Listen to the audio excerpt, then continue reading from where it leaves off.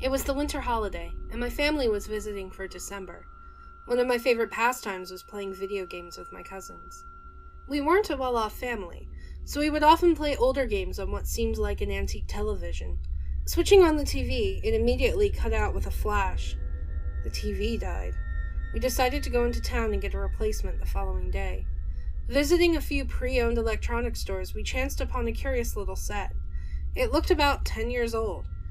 I was pretty sure it still worked, so I took the chance. When my cousins and I got back to my place, we set it up, checking which channels worked. I found in the remote compartment. It still had its original warranty, which expired on the 31st of October 2003.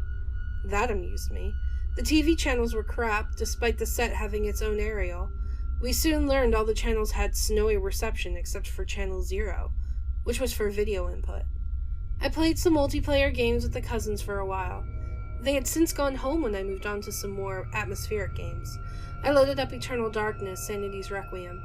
To those unfamiliar with the game, it's a horror game based around the effects of the protagonist's mental health. The very instant I powered up the game, there was a flash of lightning followed by some thunder outside.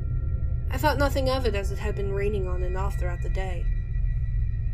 Admittedly, I was new to this game, so my character died a few times to begin with.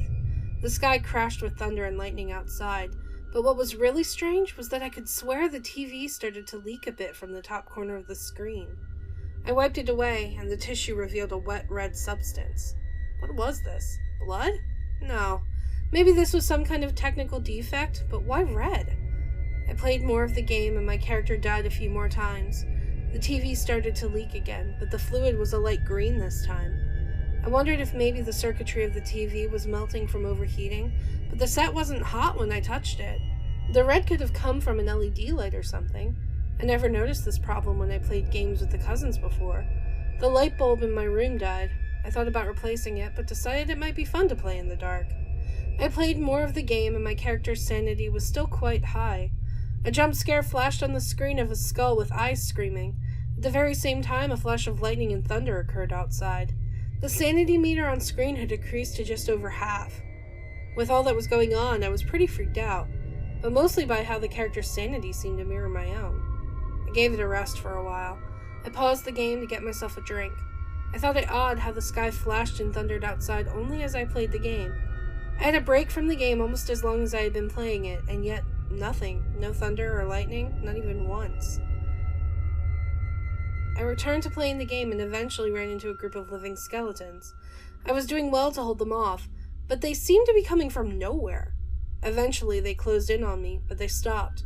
They stood there for a while before suddenly turning to the camera and screaming. Their scary, leery heads zoomed towards the screen. I jumped and screamed. The channel cut to static. It occasionally flashed between red and green colors and another screaming skull right up close. My door slammed shut, the window locked, and the curtains swiftly drew themselves together. I couldn't open either. And among the red and green flashing images on the TV, it suddenly cut to black with a subtle droning noise. Confused, I went up close to the screen. One final skeleton head rushed towards the screen and screamed. The TV switched itself off. I was the most scared I had ever been. This was the kind of thing that only happened in my nightmares, waking from sudden images and screaming sounds to dead silence. I got a torch and shone it on the TV's on-off switch. It didn't appear to be on or off, but as I tried to press it, it wouldn't move at all. I figured it was best to try and get some sleep. As impossible as that seemed, I eventually drifted off. I was woken to a loud crash of thunder and lightning outside, with what seemed like a small earthquake starting up. The tremors grew rougher and louder to the point where even my bed couldn't stay still. The roof was shaking, and all the tiles broke away to reveal the dark purple sky with a black vortex cutting right through it. It pulled me up into the void. All I could do was watch the house get smaller and smaller, the town's lights get dimmer and dimmer. I was pulled above a sheet of clouds and had trouble breathing. The clouds and purple sky faded, the color beneath my feet getting darker and darker until little glowing balls of light began to emerge. Choking profusely, I realized I was now in space. I turned around to see a skull as big as a planet. It screamed and zoomed toward me. That was the last thing I saw. Or so I thought. I felt a sting on my arm before awaking in a bright white room, my arms crossed over each other. I was happy. So happy that I laughed. And laughed. and laughed and laughed and laughed.